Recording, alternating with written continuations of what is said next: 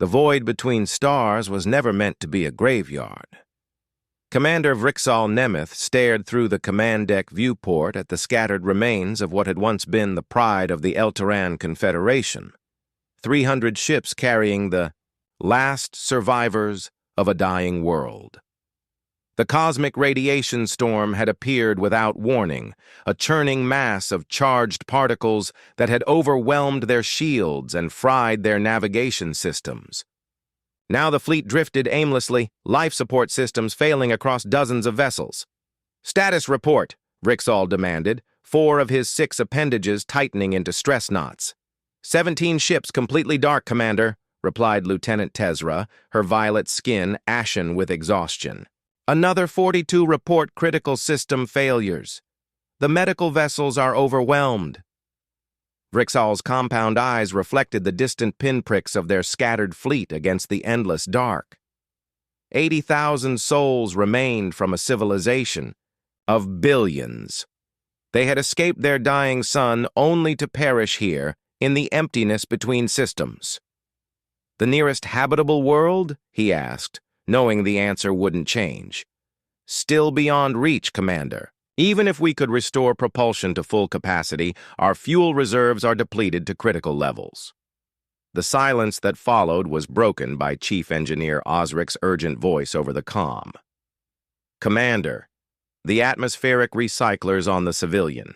Transports are failing faster than predicted. We have perhaps 3 standard cycles before mass casualties begin." Vrixal's antennae drooped. The weight of command, of being the last leader of a dying species, pressed down on his exoskeleton like a physical force. "There's something else," Tezra said suddenly, her fingers dancing across the sensor panel. "An unidentified vessel approaching from the edge of the system. It's moving at incredible speed." Hope was dangerous, Vrixal knew, but he let himself feel a spark of it nonetheless.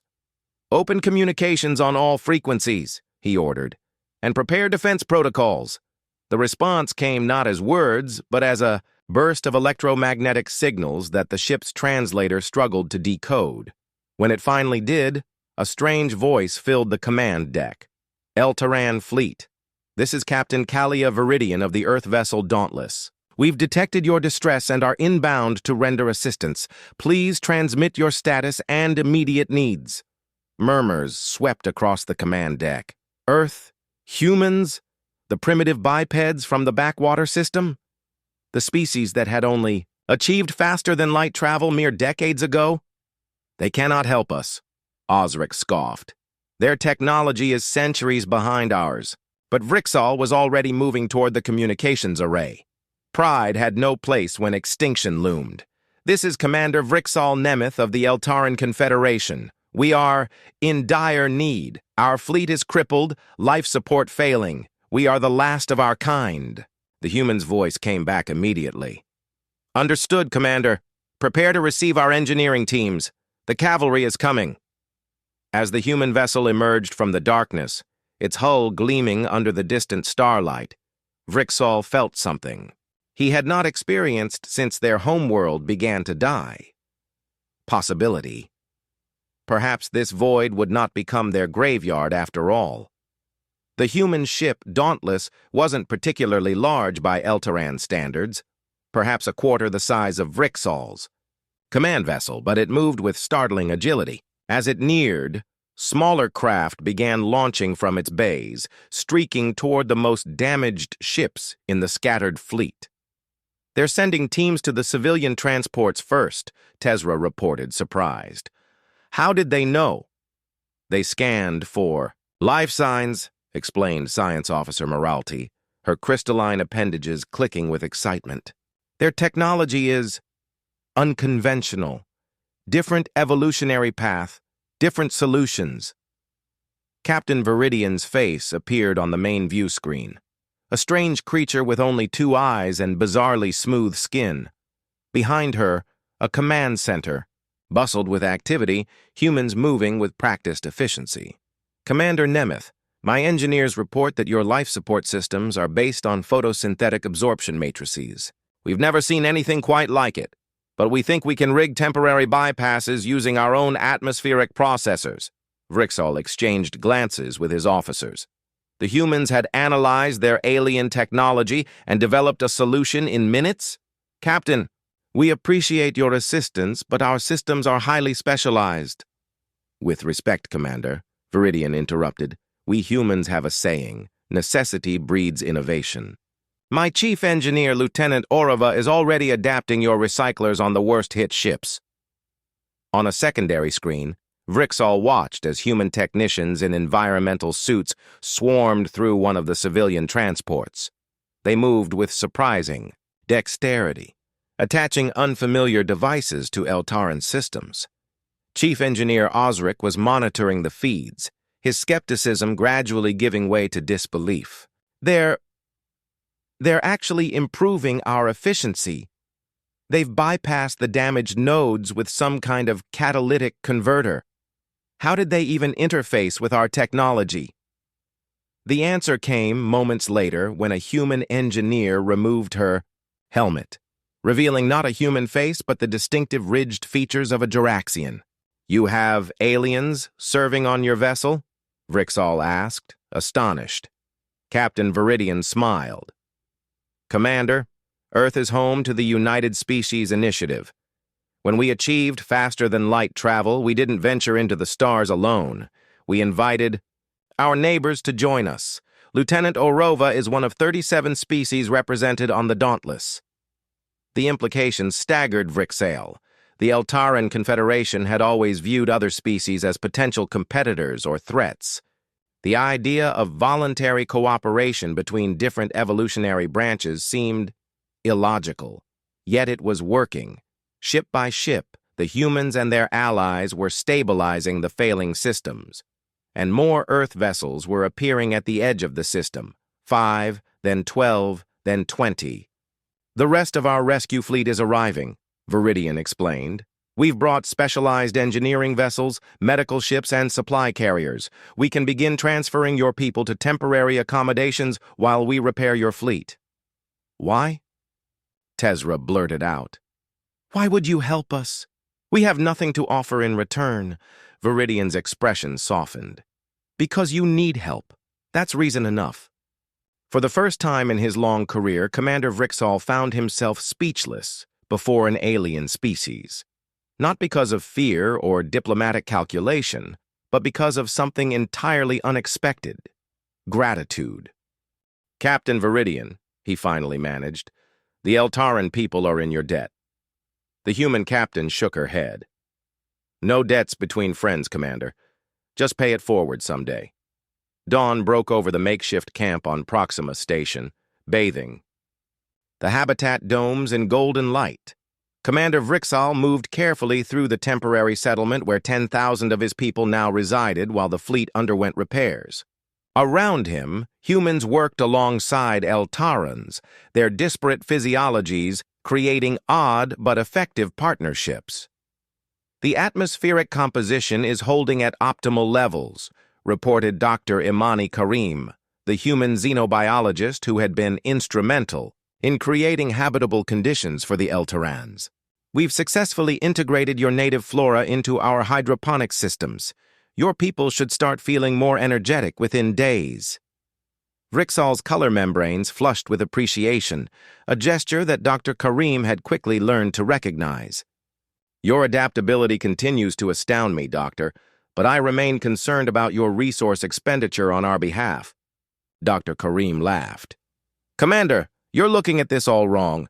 The technical challenges your situation presents? That's catnip to human engineers. Captain Viridian had to implement a lottery system because too many specialists were volunteering for the mission. Before Vrixol could respond, his attention was drawn to a commotion near the central dome. A small crowd had gathered around an Eltaran child and a human youth who appeared to be engaged in some form of competition. The Eltaran used her 4 arms to manipulate glowing geometric shapes in a complex pattern, while the human responded with swift, creative counter-patterns. They've invented a game together, Dr. Karim explained. Been at it for hours. The neural patterns are different enough that it's a genuine challenge for both of them. Something about the scene troubled Vrixol. The child, Niexa. She is one. Of our architect caste, her neural configuration is classified information. Our society maintains strict divisions between different neural types. Dr. Kareem finished his sentence. We noticed, and respectfully, Commander, that might be something to reconsider. Vrixall bristled. Our caste system has ensured Eltaran stability for millennia. And yet here you are, came a new voice. Captain, Viridian had approached silently. No offense intended, Commander, but rigid structures break under pressure. Flexible ones adapt. Before Vrixall could formulate a suitably diplomatic response, alarms blared across the station. Both his and Viridian's communication devices activated simultaneously. Captain, we've got a problem, reported Lieutenant Commander Raj Anand from the Dauntless. Long-range sensors have detected a Krivac harvester fleet on approach. We estimate 48 hours until contact. The news sent a wave of terror through Vrixall. The Krivacs, ruthless resource extractors who considered other species merely obstacles to efficient mining operations. Their synchronized pulse weapons could reduce an undefended station to component atoms. Evacuate the station, Vrixall ordered immediately. We must scatter the fleet, hide in nearby nebulae.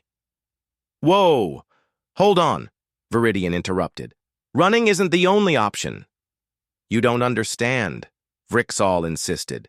The Krivacs destroyed 3 of our colony worlds. Their technology is overwhelming. Captain, Viridian's expression hardened. Commander, humanity has faced extinction-level threats since we crawled out of the primordial ooze. We're still here because we refuse to accept no-win scenarios. She activated her communicator. Anand, initiate Operation Porcupine and contact Admirals Joe and Okonkwo. We're calling in the 7th Fleet. Vrixall's translator struggled with the unfamiliar term. Operation Porcupine?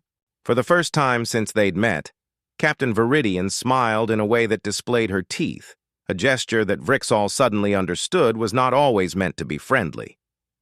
When a predator tries to swallow a porcupine, she explained, it learns an important lesson about the difference between an easy meal and a lethal mistake.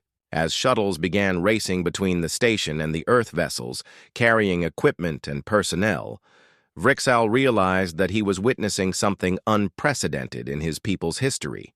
Aliens willing to shed blood in defense of Eltarans. And for what? Not resources, not strategic advantage, but simply because they believed it was right. The Krivac harvester fleet emerged from hyperspace with mechanical precision. 27 identical vessels arranged in a perfect extraction grid. Their hulls, dark and angular, absorbed rather than reflected light, creating an advancing wall of shadow against the stars. From the command deck of the retrofitted Eltaran flagship, now integrated with human defensive systems, Vrixall watched the tactical display with mounting disbelief. They're not slowing, he observed. They don't even acknowledge our presence. Admiral Joe, the human commanding officer of the defensive operation, nodded grimly. They're used to encountering frightened, fleeing victims, not prepared opposition.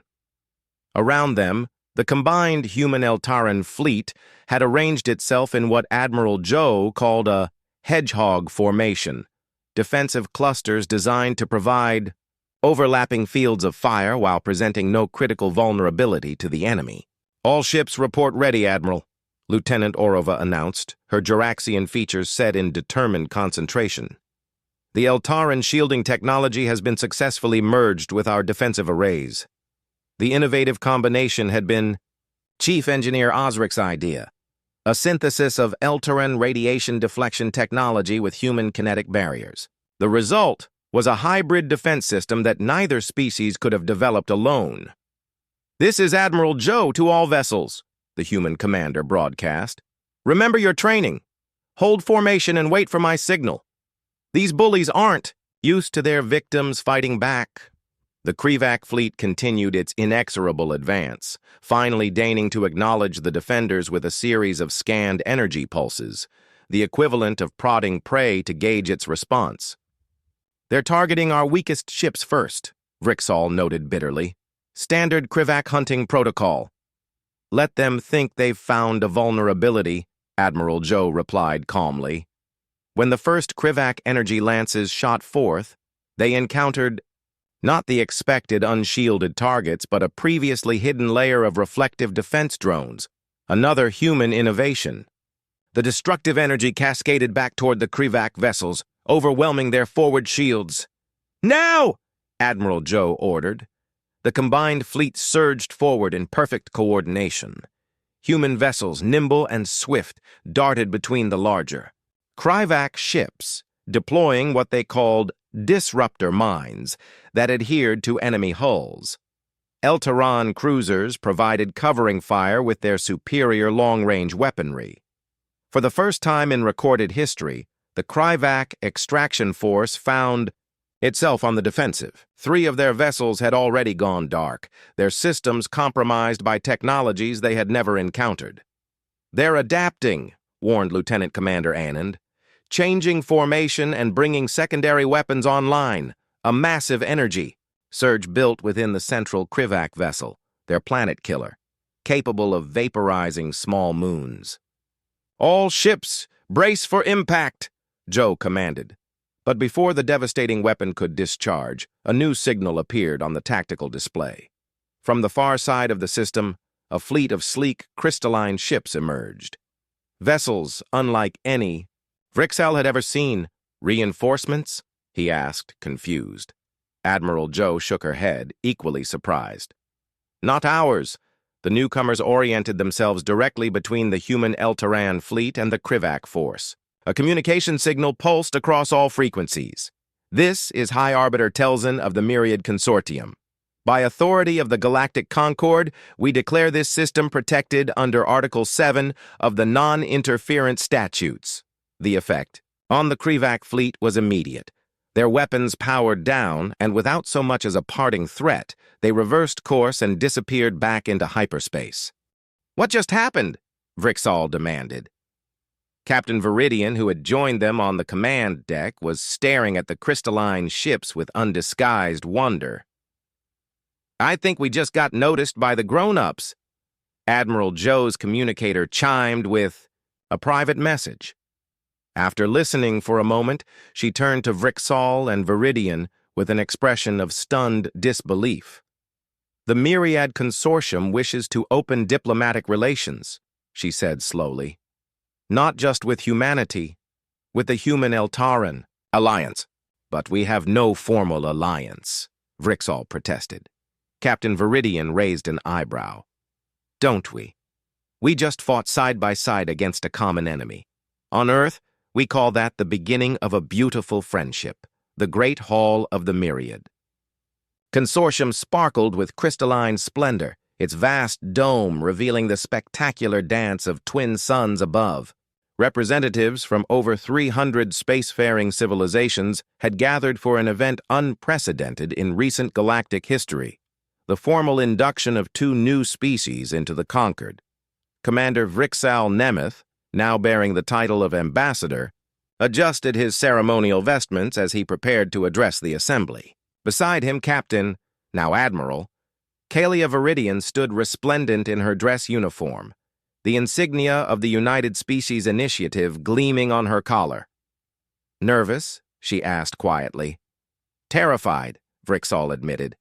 6 standard months ago, I believed I was overseeing the extinction of my species. Now, I'm about to address the most powerful gathering in the galaxy." Viridian smiled. "Just remember what you told me on Proxima Station. Change is the only constant in an expanding universe. High Arbiter Telzin, a crystalline entity whose translucent, body pulsed with inner light, approached the podium. The vast chamber fell silent. Esteemed members of the Concord, Telzin's harmonic voice resonated throughout the hall. Today we witness something truly remarkable.